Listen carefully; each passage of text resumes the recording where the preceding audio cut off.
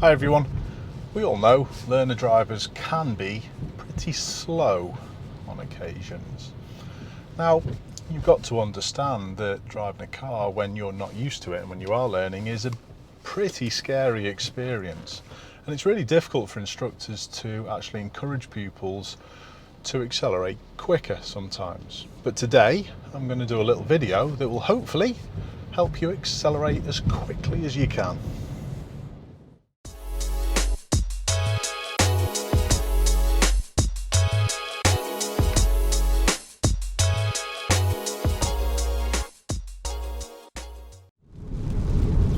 So learner drivers often accelerate at one pace to do all their different tasks.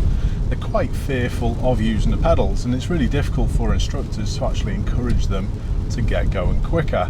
They often change gear as well at those same moments. It's as if they're triggered by the sound of the car and they feel as though they've got to change straight away.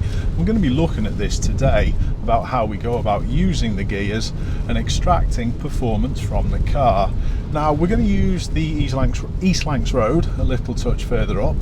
I know the weather's pretty poor today, but we still should be able to show you some decent acceleration. The East Lancs Road, it's a faster limit. It does stretch up to 50 and even a 60 limit a little touch further up. So we'll get through this big puddle, we'll hook in the left and then we'll be there.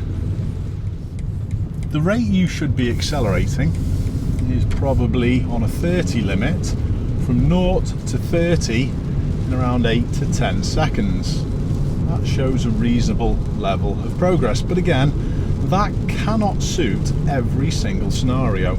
Sometimes we will need to go a little bit quicker than that and sometimes a little bit slower. Learners often feel as though the car's going to suddenly zoom away with them if they press that pedal more than the norm, and it's not. We need to use the accelerator pedal progressively. However, we can use it, and sometimes we'll be even squeezing the pedal all the way down to the floor.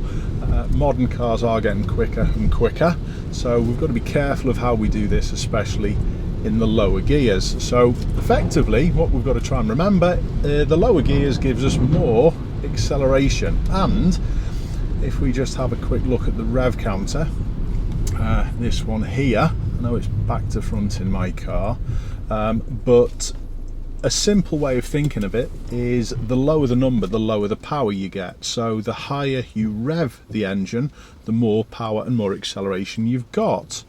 So people do get triggered by the sound. It's as if the learners need to, or they feel as though they need to change gear as soon as it can go into that next one. But like I said, if we use the acceleration a bit more and have more revs and use the acceleration for longer, it's going to create more acceleration. So I've got to be careful with stuff around, but normally I'd be changing gear now. But if I want to, I can squeeze that accelerator pedal more and more and more, and as you can see, it builds a fair bit quicker. I am just going to stay in this middle lane just for a little second because there's a fair bit of standing water, so I'll just stay put for a little moment. So I hope you understood what I was talking about there, that the higher up the rev range you actually have the engine sounding, the more power you've got. So I'm just going to drop a gear into third. That increases the revs, and now I've got more power to accelerate quicker. And as you can see, it will zoom up to that speed limit and beyond quite comfortably. Not every single car is going to accelerate as quickly as this. However, there are many cars out on the road nowadays that will accelerate much quicker. But what we've got to do, we've got to use it in a smooth, progressive manner. So we've got a perfect opportunity to accelerate quite briskly. Now this is a 50 limit and we should be accelerating to suit the road. 30 miles an hour, maybe 10 seconds to 30. But what we should be really doing here is maybe lowering that a little bit, maybe 6 to 8 seconds rather than 8 to 10. maybe accelerate that little bit quicker. So what we're going to do, we're not going to blast it away in first gear, because first gear is the most powerful. That's the one that's got a highest likelihood of wheel spin, although we've got the traction control on. We're going to build a little bit in first, get it into second, and then second gear in this car isn't so powerful that it's going to be risking spinning the wheels, even though we've got about 190 brake horsepower. So what we're going to do, we're going to get these lights changing, and then I'm going to show you what's what. But I'm going to use the pedal progressively. I'm not just going to put it to the floor straight away. I'm going to start off with a light press and increase and increase and increase and increase and increase, and build that acceleration. And the higher gear that I go to, the more I can use the acceleration as well. So it's learning to actually change your pedal and move your pedal to suit what you want to do. So let's have a look at these lights. Not going to be long, I don't think.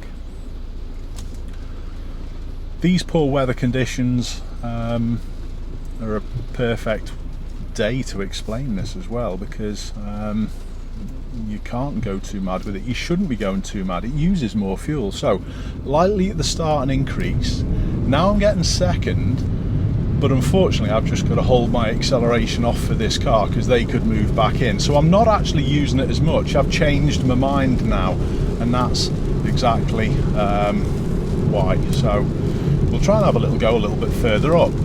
But there's an important point with that as well, that if you've got it in your mind that you need to move quickly, notice how soon I sussed out it wasn't suitable and I changed what I was going to do.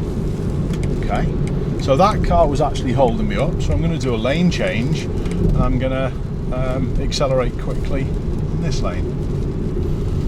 So I'm slow and early to try and increase the time for me to get there, and if the lights change, I'm ready with the gear and I'm going. Now I'm going to squeeze more and more and more, and I'll use all the rev range. And there we go, we're up to the speed limit already.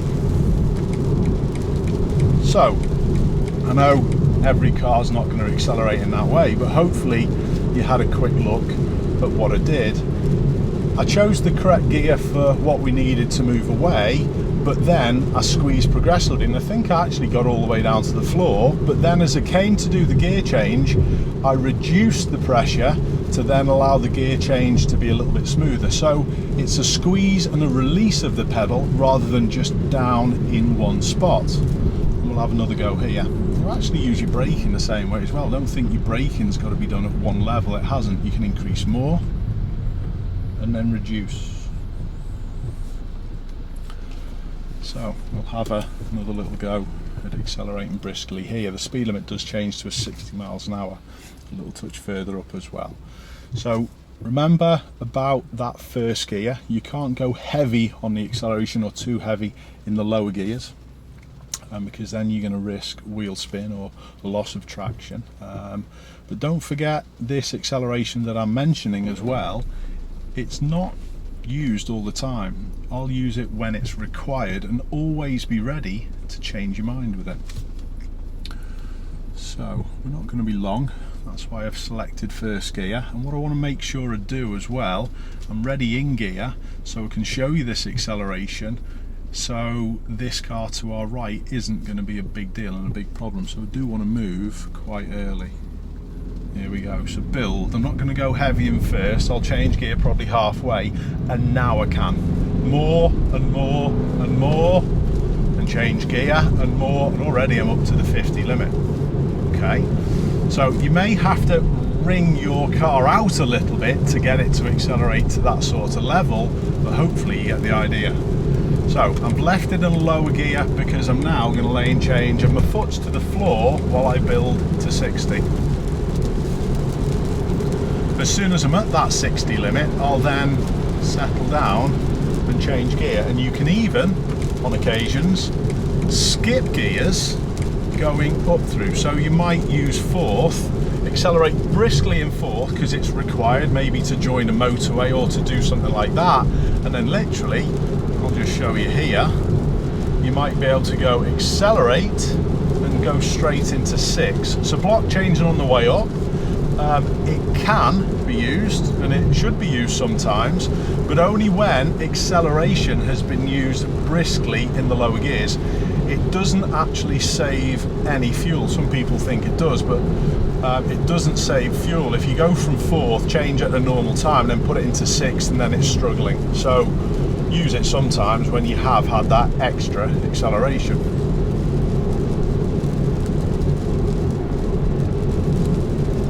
All the acceleration that I've been doing as well has been in straight lines, and that's another thing that we should be taking from these conditions today. Try not to put your foot down, especially in a rear wheel drive car in poor weather conditions, because even though the traction control is on, it still may have a little bit of a tweak and a little bit of a move, which may scare you, and then you may do something that's going to unbalance the car. So always accelerating and braking, if you're having to do it firmly or briskly, in a straight line. Now I'm just going to whiz around the roundabout and come the other way, and then we'll have a little go at accelerating briskly up the hill. Now what I'm going to do is actually put it in too high a gear, and you'll be able to see the difference between its acceleration before. So there you go, I've changed gear really early, it's rumbly and my foot's to the floor. Now it's got plenty of torque, but it's not picking up as quickly as it did beforehand. 3rd straight into 5th to suit that next speed. So as you can see, when you've got the revs a little higher, you're going to get more oomph from your car and more acceleration, so don't be scared of it. What I'd like you to take from this is that ability, yes, to accelerate quickly isn't for any racing at lights or anything like that. But there are times where a little bit of power can get you out of problems. So use it a little bit, because when you don't, by looking at this next clip, you can see it can cause more problems if you don't accelerate quickly. The learner vehicle that we're watching is the white car that's just emerged from the left, and it's going to take this first exit. We can already see the road over the top, but with the sign on the left, it's a national speed limit road, so because this is a dual carriageway, it's a 70 limit. But look at the speed at the bottom of the screen. Now I know our camera is holding back to create more space, and this is good. It allows them a little bit of an easier job, but this learner doesn't accelerate hard enough to actually stay in front of that lorry, and when the lorry is catching them, they then don't do a good enough job at slowing down and taking the space behind. It's a little bit one-paced, and that's another reason why they really ran out of space on the acceleration lane. One thing to bear in mind is, though, driving instructors don't have an acceleration pedal. And occasionally, however much you're encouraging this pupil to get on with it, they won't do out of fear. So always give yourself plenty of space, just like our camera did on this occasion. Great job. So remember, the acceleration that you're using should suit the conditions and suit your surroundings. Don't think it's got to be done all like that all the time. It's going to waste fuel, it's going to wear your tyres out quicker, and it's not going to do your car a great deal of good in the long run. So use it when it's required, but it is a useful tool that, like we said at the start, learners aren't very good at. Get practicing, let us know what you think in the comments, and I'll hope to see you soon.